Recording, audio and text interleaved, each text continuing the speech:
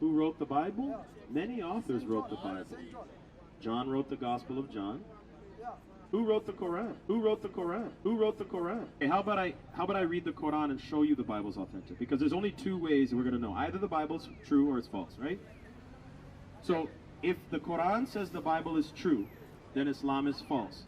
If the Bible is false, Islam is false too. Because the Quran says the Bible is true.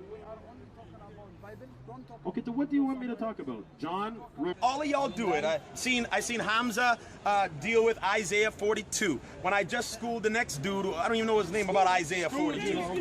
So, what are you talking about? I've got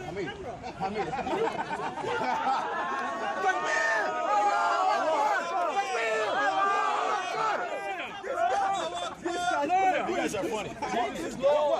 What? Sorry. You're talking to me with my first name as if you know me, dude. I don't know you. I don't know you, man. You talk to me like you know me. So, you don't know me. What? Who wants to come? I'm not running, though. I'm not afraid. I'm not running or I'm afraid. I'm bringing you running. There. He wants to take an official member. Pull him up. Somebody help me carry this. I'm bringing there. So follow me over there. Okay, for the record, I'm not running. I'm not afraid. I'm bringing it there so that there's a little more control over this whole thing. Let's go over there. Don't run. Do you need help? Don't run. Hello. Yes, forgive him, yeah. We're going to teach him today.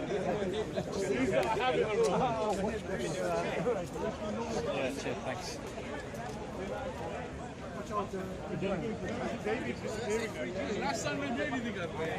Sorry. Okay, we'll see you soon. Okay.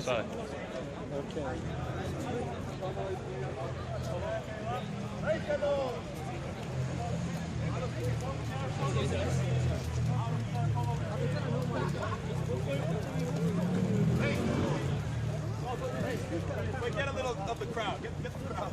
Yeah, the crowd, guys. Hey, this is what Praise the Lord! Praise the Lord. Decided. We put the hook in and we pull out the fish. Hold this. Look at it.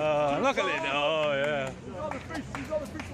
I have decided to follow Jesus. Okay, making space, guys. Praise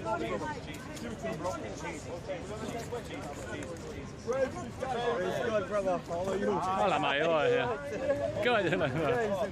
To follow Jesus. To follow Jesus.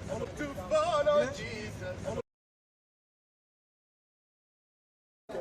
Preaching man with that mic. Yeah, that's me. It looked to me though, you're switching the mic off when you put it on the other geezer, but that might just be me and you have a loud voice. Just listening, man. Observing what you guys got there. No, on the video I'm saying. Because you were talking, and your voice seemed to come out the speaker. And when you put the mic on the other geezer, it just sounded like he was talking. It sounded like the speaker. Shady tactic, that one. So what's the good news? What are you here for? Nothing, I'm just checking, observing what you guys are all talking about. I was challenging the... you can step in the ring, no problem. We were discussing the Gospel of Matthew and whether the author of the Gospel can be relied upon. And if the author of the Gospel is found to be a liar or mistaken, then it can't be relied upon, nor can it be the inspiration from the Holy Spirit, because the Holy Spirit wouldn't lie. Would you agree with that? So we were discussing it and we got to a little bit of a stalemate. Maybe you can elaborate a little bit more. This is Hemza's.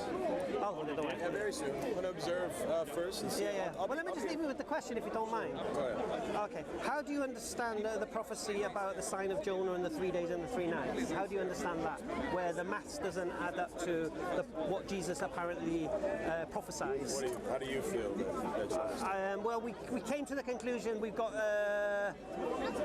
3 days and 2 nights. We can't find 3 nights. And because Jesus was quite specific with the 3 days and 3 nights, we have to question, was this prophecy actually said? Then when we look at the reaction of the disciples when the women came after the tomb and they weren't acting in a way that they were awaiting this. So my question would be, why do you believe, how do you reconcile this? Yeah. Well, I believe it. Bruh. I know you believe it, but that doesn't mean it's true. I know. But why do you believe it's true? No, but why do you believe it's true? Because I believe that it's the Word of God.